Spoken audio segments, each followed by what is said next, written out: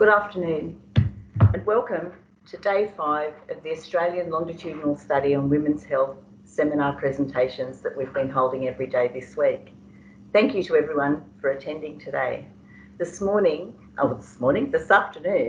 I will be speaking with Peta, a Senior Statistician here at the University of Newcastle. My name's Deb Loxton. I'm Deputy Director of the study here at the University of Newcastle, and we'll be joined by Julie Byles, the Director of the study at the University of Newcastle. I'd like to start by acknowledging the traditional custodians of the lands on which we meet today and pay our respects to elders past, present and emerging. We extend this acknowledgement to the Awabakal people of the land on which the University of Newcastle resides, the Wonnarua people of the land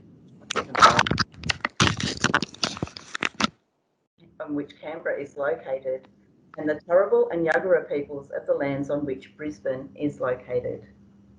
We would ask that you please keep your microphones and videos off or muted because that helps us with the recording of the sessions today. Today we're going to be talking about the COVID-19 surveys that we've been rolling out this year. We started in April and you'll hear a little bit more about that in a moment.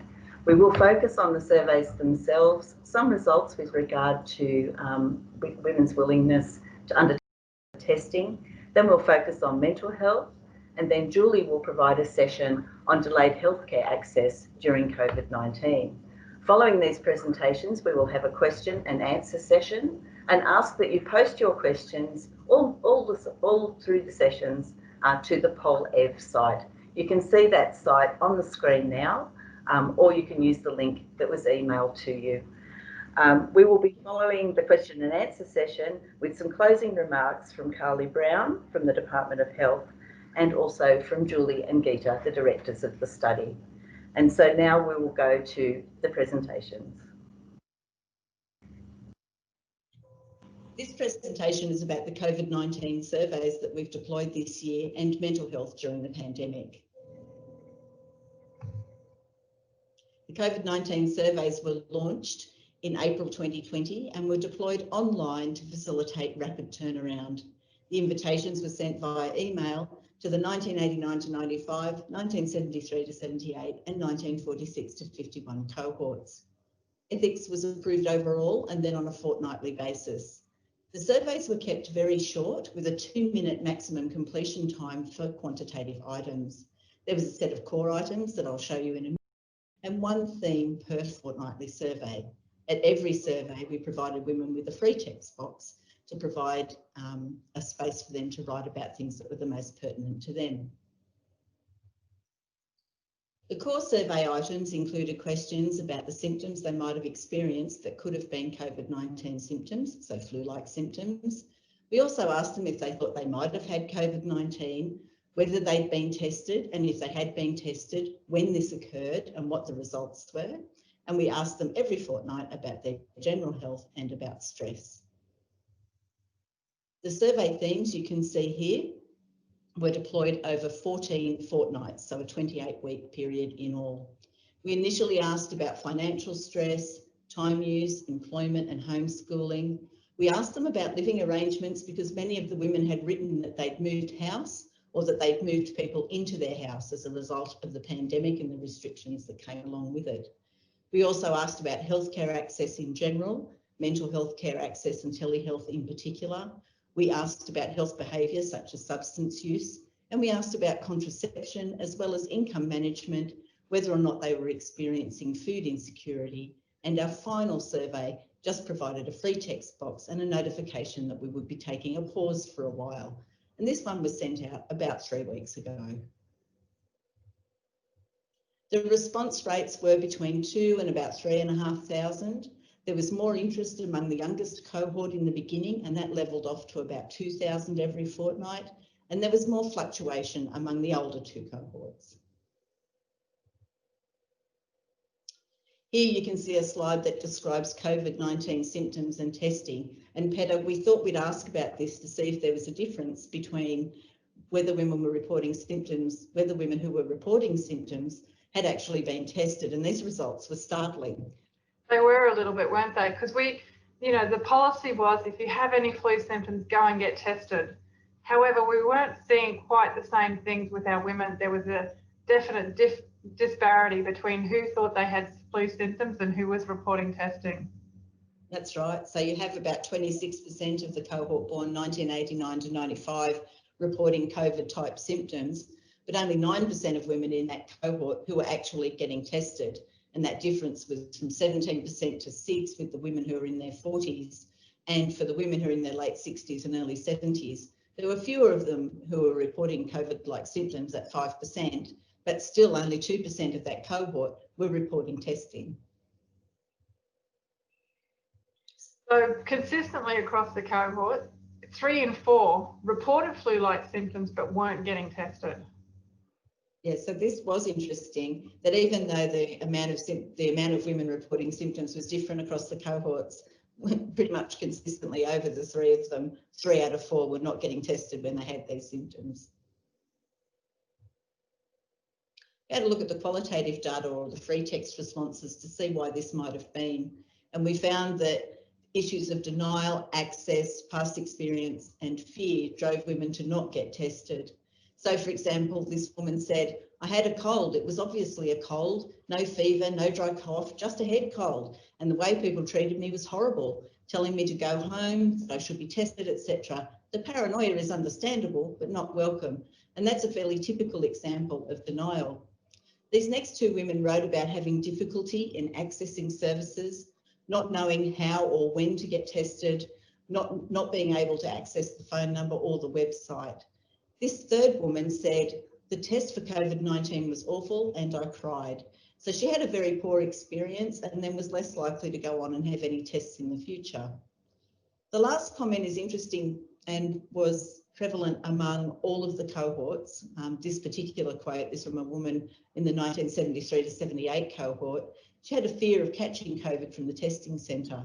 She wrote, I'm really worried I will get it, but much too afraid to be tested in case I don't have it and then I get it at the test centre. Yes, quite a few women had mentioned that. They did. And just like women feared going to test centres, stress levels and fears were written about at every survey. Women wrote about feeling stressed because of workloads decreasing, such as this first woman who was going to be partially stood down and felt that she was unsupported in that space. The woman here who's a teacher and the other one who's a nurse wrote about increasing workloads and how difficult it was to manage those.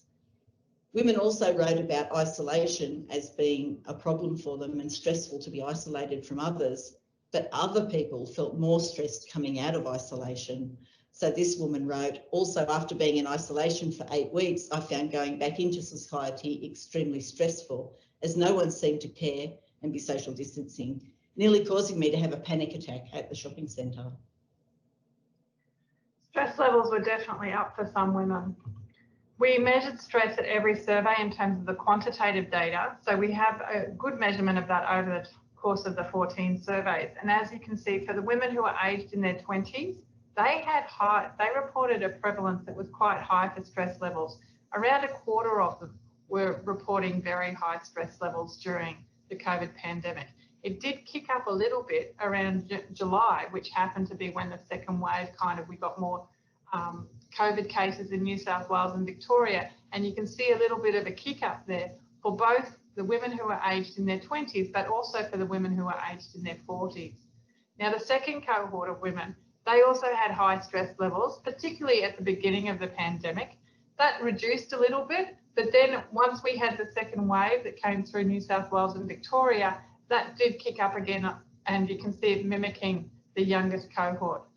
The one that surprised us the most is the women who are aged in their late 60s and early 70s. They were consistent in terms of the prevalence of high stress. It was around 2 to 3% at every survey, and it really didn't waver that much across the 14 surveys.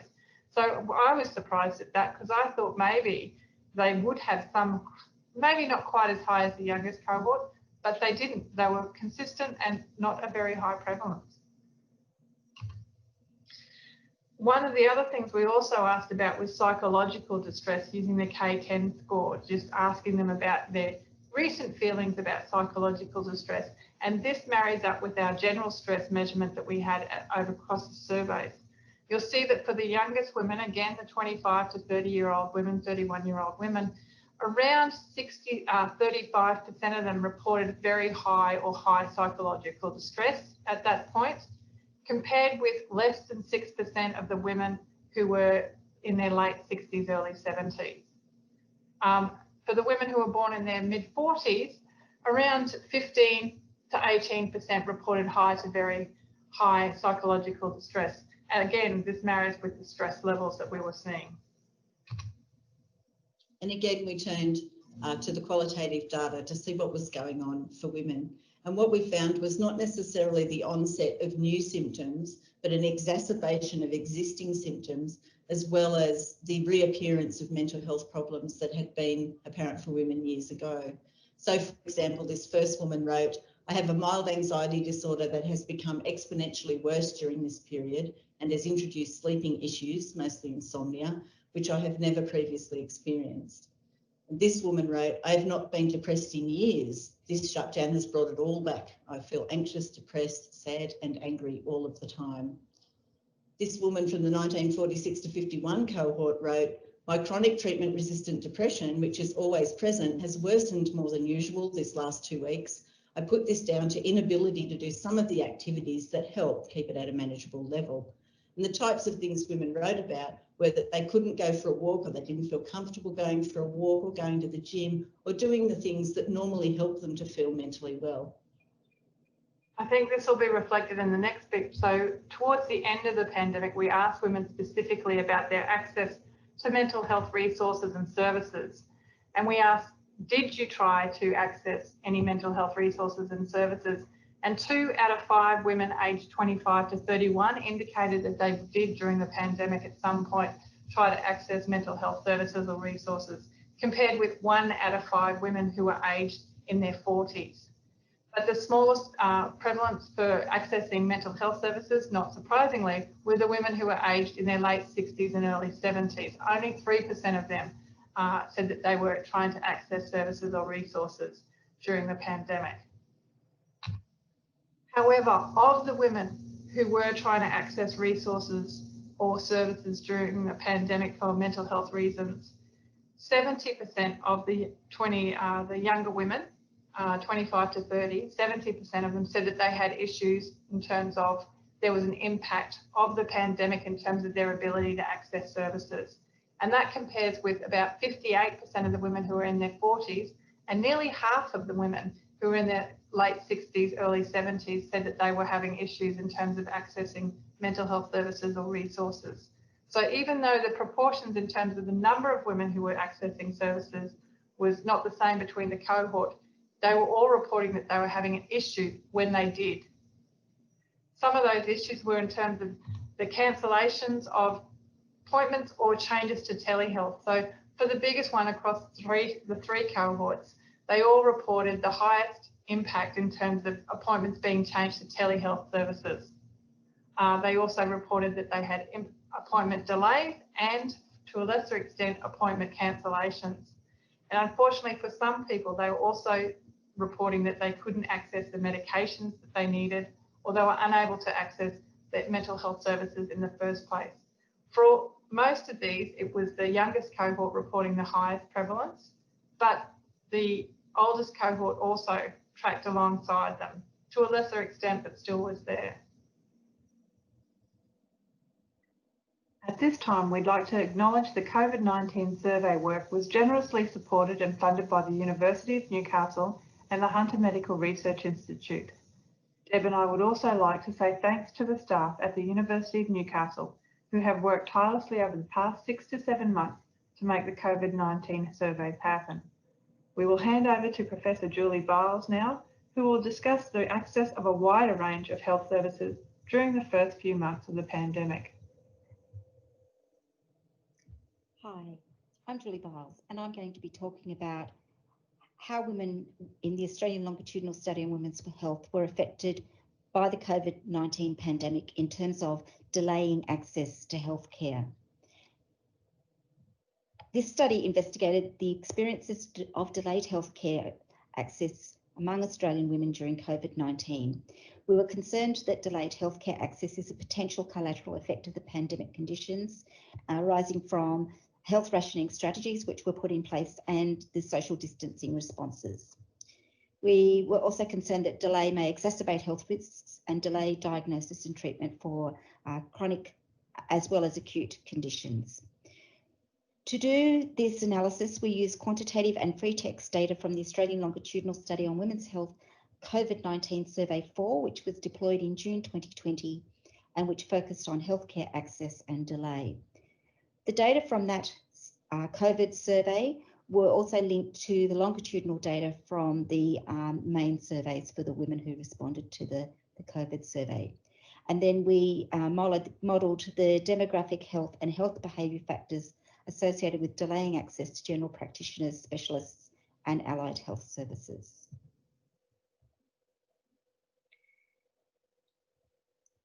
This table shows the access to health services and the delay to health services.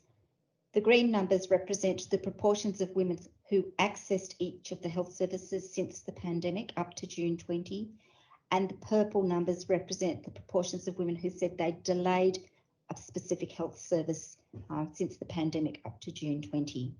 So we can see that quite a number of women did access general practitioners and specialist doctors and also psychologists and allied healthcare practitioners.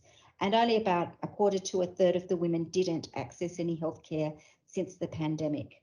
But we can also see that quite a lot of women delayed access to healthcare. About a quarter of women in the youngest cohort in their mid to late 20s delayed accessing a general practitioner, and quite a few people delayed access to specialists, psychologists, allied health practitioners and other practitioners. You can also see that the probability that somebody delayed access to any specific healthcare provider decreased as the cohorts increased in age. So this is one of the things that came out very strongly in the model, that one of the strongest effects as to whether women were likely to delay access to a healthcare provider during the pandemic was what birth cohort they were born into. So the younger women were the most likely to delay accessing a GP, an allied healthcare provider or a specialist. Compared to them, the women in their 40s were 31% less likely to delay accessing a GP, and the women in their late 60s, early 70s were 73% less likely to delay accessing a GP, 41% less likely to delay accessing allied healthcare, and 34% less likely to be accessing specialists. So it seems that the younger the women are, the more likely they were affected by delay in access to healthcare during the pandemic. Interestingly, there were surprisingly few other factors which came out as significant in our models. Those that did come out as statistically significant associated with delay in access to GPs, allied healthcare and specialists were having better mental health, which the better the mental health, the less likely you were to delay access. Better physical function, the better your physical function, the less likely you were to delay access to a GP or to a specialist. And put the other way, the worse your physical function, the more likely you were to delay access. The higher your BMI, the more likely you were to delay access to a GP, and the more difficulty you had managing on income, the more likely you were to delay access to a GP. But there was an interaction effect between the cohort and the physical functioning effect, with that physical functioning effect attenuating with increasing cohort age. So it became less important for the older cohorts than it was for the youngest cohort. We also were interested to see that there were no significant associations for delaying any service use for self-rated health, area of residence, state of residence, and we thought this could happen with the things that were happening in Victoria versus New South Wales versus Northern Territory or Western Australia, education level, partner status or smoking behaviour. And for this analysis, we defined service need as either attending or delaying attendance of the service, and we didn't include women who didn't indicate any need for a GP specialist or allied healthcare service in the analysis. Okay, we turn now to the women's comments, with comments being made by 2,727 women on the backs of their surveys. They weren't all about access to healthcare, but because this was a survey specifically about access to healthcare, they did tend to focus on that topic. And 4 key themes were identified in those comments. One is about the challenges negotiating care during the pandemic. The second one was about ongoing uncertainty towards accessing healthcare when a specialist delays an appointment. The third was about accessing healthcare or not using telehealth. And the fourth was about managing complex care needs when you were delaying or having difficulty accessing care. So just give some few brief examples of the things the women said. These are the examples of some of the things they said about challenges about negotiating care. So I delayed accessing the GP. So this was giving consideration to the GP. He's busy, doesn't need the extra hassle of being pestered by me. I'll just stay out of the picture. Someone else wanted to see the GP to get a mental health plan and for a pap smear and a change of their birthday control, but they didn't want to go during their outbreak. Another was putting off annual skin check, leaving, again, being magnanimous and leaving the waiting room free for people who had a greater need, and saying that many of their friends were doing the same. They didn't think that these checkups should be delayed, but felt that they really should sacrifice their needs for someone who had a greater need. One person had a mass lesion, was delaying having that investigated, but was now booked in to see the specialist. And another one didn't realise you could actually have telephone appointments and didn't know that that was existing and that you could have that as an option. So now we turn to what women said about ongoing uncertainty towards accessing healthcare when a specialist delays or cancels an appointment. One person said, my specialist appointment with the gynecology clinic was cancelled and it's not been rescheduled. They'd waited a year for the appointment and no idea when they'd get another one. Another one talked about elective surgery for stage 4 endometriosis delayed, not sure when it will be now, and they're experiencing increasing symptoms and not feeling that they were getting good understanding or support. The third theme was about accessing healthcare or not using telehealth. So one person said that while the phone contact with the GP was helpful, she didn't really participate in the full discussion that she might have. There are things that didn't come up like they would when you're doing face-to-face. And of course, once she put the phone down, she realised what she wanted to say. She wondered whether or not that actually doctors are good at reading people's faces and helping to get information from them through that interpersonal interaction. Another one had been accessing psychologist appointments through Zooms, but really found them frustrating and more of a hassle than their work. Another one was going to see a new counsellor, but didn't want to initiate that relationship over the phone. And I love this fourth one. The surgeon seems happy because that's the whole point of a clinical consultation, is for the practitioner to be happy. But the person didn't feel completely confident about the results and where they were in their recovery because the surgeon hadn't been able to see their feet and do a physical examination when they were over the phone.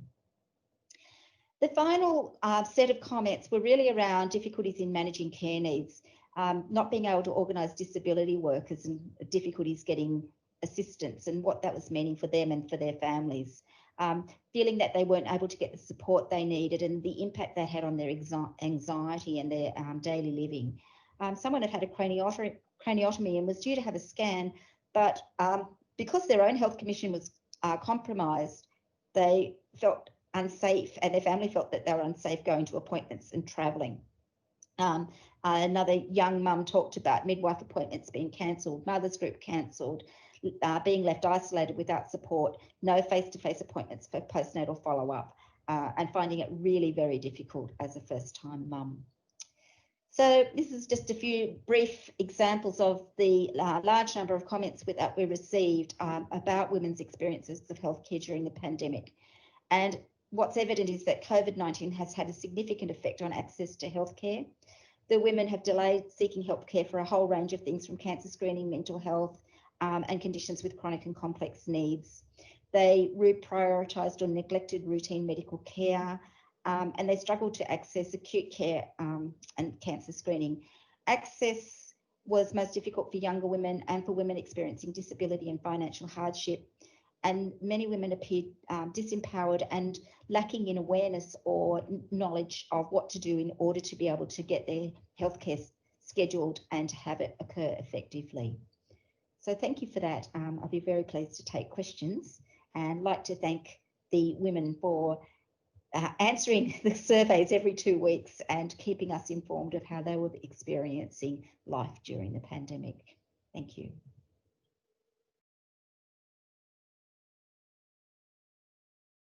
Thank you, Julie. Can you see me now? Yeah, right. Hi guys. I do apologise for that. That's all right. So I'm not going to say too much, but actually, I just wanted to say that we had done an analysis where we put together a whole lot of risk factors in a latent class analysis and saw how they relate to obesity. And this was in the 1973 to 78 cohort. So from the women, when the women were aged about 18 to 23 up to when they were 37 to 42 years, and having a look at that. And we identified 4 different classes of risk factors for obesity. And they were characterised by, first of all, there was a low risk class that didn't have very many risk factors, and they didn't have very much obesity. But then there were classes characterised by poor exercise and diet, stress and low income, and multiple intermediate levels risks. And the thing that was interesting is that the class with the highest stress and the low income level had the highest risk of obesity. So I think that's pretty strong evidence for what Deb was referring to before as well. Thank you, Julie. And I do apologise for the feedback. We thought we had that sorted out, but we didn't. So we have had another question, which was asking about whether there were differences by cohort I'll read the question out to you. Did you capture data on what things were causing stress? Was there a difference in factors such as job security, health, relationships, causing stress between cohorts? And yes, there was. So for the youngest cohort, born 1989 to 95, so those who are in their late 20s and early 30s, they were writing primarily about experiences of job loss or increases in their responsibilities at their employment. And they also, quite a number of them were writing about having to move house and to move different people into their house. There was a lot of upheaval for them, particularly in the early days. The middle cohort, the ones born 1973 to 78 and now aged in their early 40s, were writing about juggling paid work. They were also writing about job loss, and you add that layer then also of homeschooling. So that's an enormous amount of stress for women in that age group. Common across all 3 cohorts were feelings of uncertainty. Quite a lot of people were stressed by whatever restrictions were in place in their state or territory. Women in the cohort, the oldest cohort that we included in these set of surveys, who are in their late 60s and early 70s, wrote mainly about missing family and the difficulties in being isolated from family. One of their main stresses was learning how to use computers and needing to suddenly use Facebook or Zoom or FaceTime or any of those other facilities. And as you can see, even though we've been using this all week, we have had our own issues with the technology. So another question has come through, which has asked, were there differences in how women in a rural setting view telehealth services compared to those in the city? So I think the main difference was in relation to what form the telehealth consultation took and also whether you could get one at all. So one of the issues in the rural areas was that the GPs may not be offering telehealth, so that may not have been an option. Then the other thing was it only over the telephone, in which case people felt it was limited. But if it was over Zoom, then there were some frustrations with the technology. So I think it's more about, not so much about where the women are, but more about the nature of the consultation and the preparedness of both the provider and the woman in terms of their technical skills, but also there's a whole different degree of clinical skill and health literacy that's required to conduct a consultation over the phone or over the internet. And I think we have a lot of work ahead of us to skill people up on both sides of the encounter. And I also don't think that telehealth would or should go away after COVID, because I think it has a lot to offer in terms of integration and access to healthcare. Thanks, Julie. And another question is, what was the most surprising or interesting result you found from these surveys? From my point of view, the most surprising was that huge difference between the amount of women who are experiencing symptoms and those who are getting tested. I suppose the reasons were interesting, but it was the fact of it in itself, I think, that I found surprising. And perhaps what we didn't mention in the presentation was that those numbers have stayed fairly consistent over the entire study period. So over all of the months that we were collecting data, about, only about 1 in 4 women with symptoms were actually going and getting tested. And I suppose from that point of view, like to draw attention to those factors of fear of catching COVID from a testing centre, not being able to find out how to access a testing centre, having difficulties with phone calls and websites and so on, are all barriers to accessing testing centres that still continue. And of course remain important even though the number of COVID cases has been quite remarkably reduced. Julie, I don't know if you I do, because I'm not going to not talk about ageing. so I don't know that I found it surprising, but I think it's really worth remarking on that the older women, and in this case we're talking about the women in their 70s, they appeared to adapt to the circumstances, I wouldn't say better, but differently, and probably with less stress, as we saw, than the younger women. And so I think that's really important to note, because there was a lot of discussion about older people, and people, they're referring to anybody over 65 as being vulnerable. And I think we have to be careful about that sort of rhetoric, because the women demonstrated a huge amount of resilience and being able to adapt. And partly that might be sort of the luxury of their life stage, because they're not trying to negotiate careers and relationships and all those sorts of things. But then let's not underplay the multiple responsibilities and complexities in their lives that they're managing. And they did demonstrate an enormous amount of resilience and resourcefulness. And I also interviewed some of the very oldest women in their late 90s, and like they weren't even batting an eyelid. So there you go. Okay. Life experience. Yes. So we have another question that asks, did you notice higher levels of stress from women in Victoria? And I will just answer with, watch this space. We haven't yet disaggregated the data by state, but that is something that we're very much in the middle of right now, actually mapping policy changes to stress levels by state and territory. That work will be ready, we hope, early in the new year. So thank you for that question. And I'll just add something to that. What we're talking about now are the results that came in from the surveys completed by the women, but because we have linked data and we're linked to MBS data, we're going to be able to do some fantastic work looking at how healthcare access has changed, the use of telehealth, whether there's a gap in specialist services. We're just going to be able to provide an enormous amount of analysis and insight into the impacts of the pandemic on women's use of healthcare, and also the impacts on their lives. And medications as well, yes. And hospitalisations and aged care use and all sorts of things. Yeah. I suppose for me, one of the striking things about this survey has actually been in the running of the survey. And what people may or may not know is that we read every single free text comment that comes into the study, whether it's a main survey or a COVID survey. And we do that for survey management and to look for changes of address, but we also do it to see if anybody's asking for help or asking for further information so that we can provide that to them. Very, very occasionally, someone will write about something quite high risk, such as feeling suicidally depressed. And even more rarely, we might have to intervene. Up until this year, we had made 3 phone calls of that nature throughout the length of the study. And this year, we have made over 50 telephone calls to our participants who have been in such a high degree of distress that we felt the need to call them, and in 2 or 3 cases to actually call services to intervene in order to make sure that these women are okay. I have never in my 17 years on the study seen so many people so distressed. And at the same time, as Julie said, so many people responding to such catastrophic circumstances with such resilience and often good humour. So we've had all of the responses and the great privilege to watch women move through the pandemic from April until just a couple of weeks ago. Our plan with these surveys is to resurvey them when circumstances change. So that might be when the vaccine is released, for example, but for the time being, we're taking a pause in order to take some time out to analyse this plethora of qualitative and quantitative data that we've collected. We have another question. What Was there a method to deciding which new topic to ask each week? Yes, there was. We identified a number of issues that we thought would be the most important at the very beginning when we planned the study. We consulted with the department and had some input from the Department of Health into the things that they wanted to learn more about.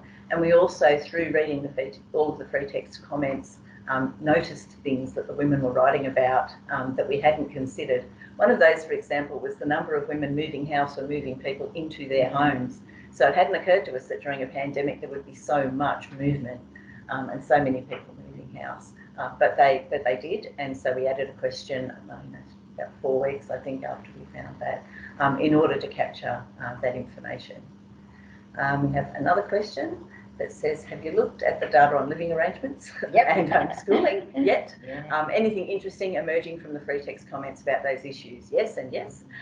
So we have looked at the data on living arrangements and also homeschooling. Some of the results you'll be able to find already in short reports on our website, and we're able to provide you with the link to that if you would like.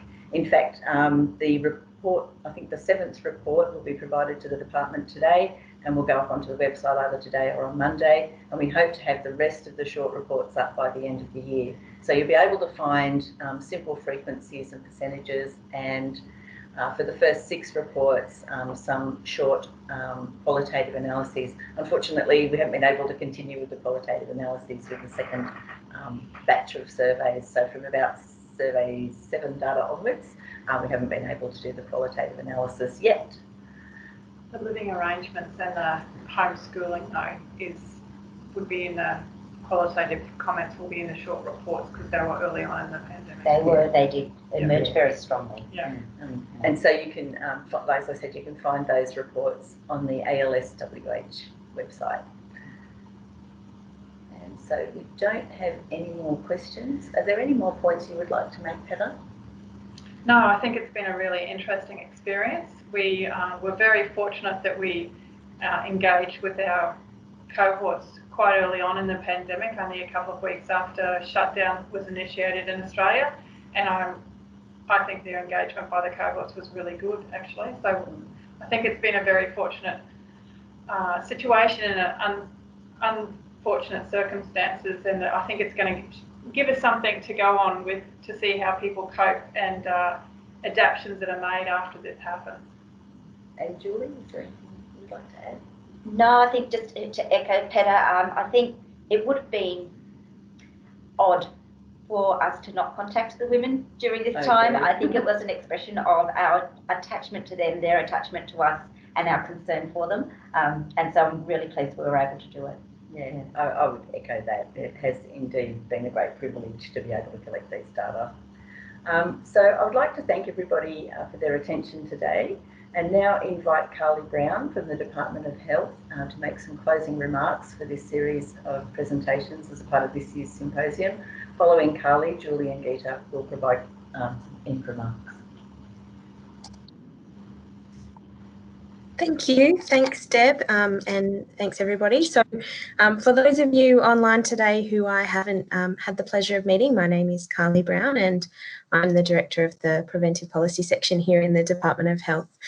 Here in Population Health Division, we are so delighted to have been able to bring you this symposium across this week in partnership with the team behind the fabulous Australian longitudinal study on women's health.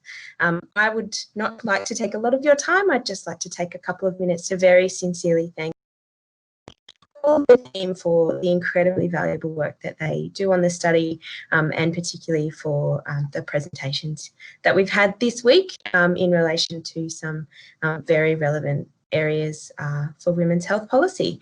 It's been incredible this year to see the way that the team behind the study rapidly changed approach, as you've heard today, to collect some really important, really timely and valuable information about the way women at all life stages are coping with the COVID pandemic and some of the other impacts on their health. I personally always find the reports on the qualitative information provided through free text answers fascinating, but to hear hear from Deb just now about the responses that have been received over the last few months, the careful way that people's welfare has been considered, and also the way that new and emerging topics have been able to be incorporated into the surveys has been really impressive. I know that here in the Department of Health, the sessions we've had this week have sparked some really interesting and some beneficial conversations right across the department. And we hope that all of our colleagues and partners who've been able to join us from other agencies across the APS and from other organisations have also enjoyed the sessions and have been able to take something away from it. Quite a lot, I would imagine. For obvious reasons, this year we weren't able to run the symposium in the way that we have in the past, in face-to-face. And while we usually love having the teams at the University of Queensland and University of Newcastle join us here in the department, we do think that the way that we have been able to run the sessions remotely and use the Poll EV to hear everyone's really interesting questions has been a great success. So while I have the mic, I'd just like to thank all of our presenters today. We've had the pleasure of hearing again from Professors Julie Byles and Deb Loxton, as well as, oh, I'm sorry, I've lost you, Dr. Peta and Heather. But thanks also for all the presentations across this week from Study Director Professor Geeta Mishra, Professor Annette Dobson, from Janani William, Lee Tooth, Melissa Harris and Katrina Moss. I would also really like to thank Rashika and Negan from the study team, as well as Natasha Hart here in the department, for all of their work behind the scenes, who have the team have made it possible for us to be able to bring this symposium to you. Last but not least, I'd really like to express our thanks at the department to the women who are part of the study and who have shared such rich information about their lives, not just in the last few months, but over such a long time. For everyone joining in, just a reminder that each of the sessions have been recorded, and we will work with the women's study team to make sure that the recordings are available, at least to the Department of Health, but I really hope more broadly. So if there is anything that you missed or anything that you would like to go back and revisit, please keep an eye out for that. I'd also really like to encourage everyone who has joined the symposium to keep in touch both with the women's study team and with us here at the Department of Health. If you have questions or if you'd like to or any other aspects of the work, I'm sure that the women's study team would be more than happy to hear from you, and you can always reach out to our team here at womenshealth@health.gov.au, so that's all one word. We have circulated the short reports that Deb mentioned recently on the responses from women throughout COVID across the department, and we will get the 7th out to you as soon as we can, but if you haven't, please do reach out and let us know. So thank you again, everybody, but most especially to the team behind the Women's Study. Happy Friday, and we look forward to continuing to work with you all.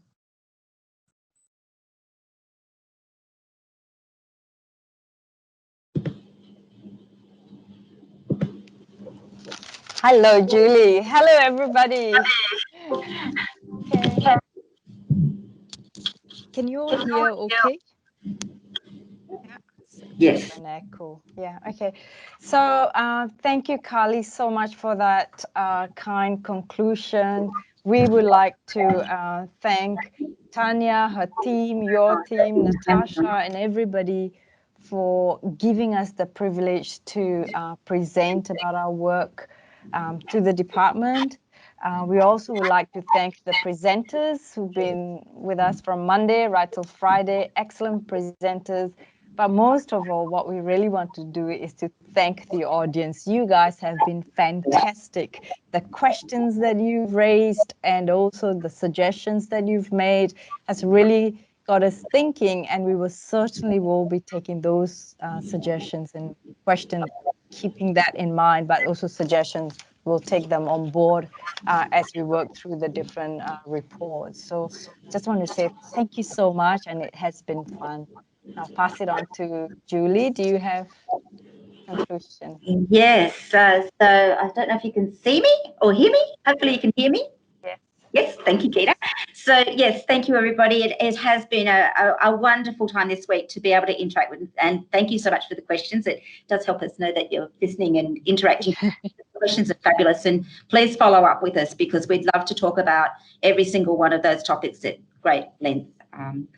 And I think I'd also like to say at this stage that we're also extremely grateful to the department for the ongoing funding of the study and the ability for us to continue the strong relationship that we have with the women to continue to collect information from those women on their lives and to be able to provide that to the department to provide meaningful information to improve women's health. So we look forward to a long and very strong and productive relationship with you all. And please let us know if there are issues you'd like us to look into, because the data are so long and strong and broad and deep, and we can always dig to get something for you. Yeah. One last but not least is really thanking Natasha, Hai, and Rishika and Megan for operating the technical aspect of today, the Teams meeting, Microsoft Teams. So thank you everyone. For our end, I'd like to say thank you too for Catherine and Casey, who helped us out here with our technical things as well. Thank you.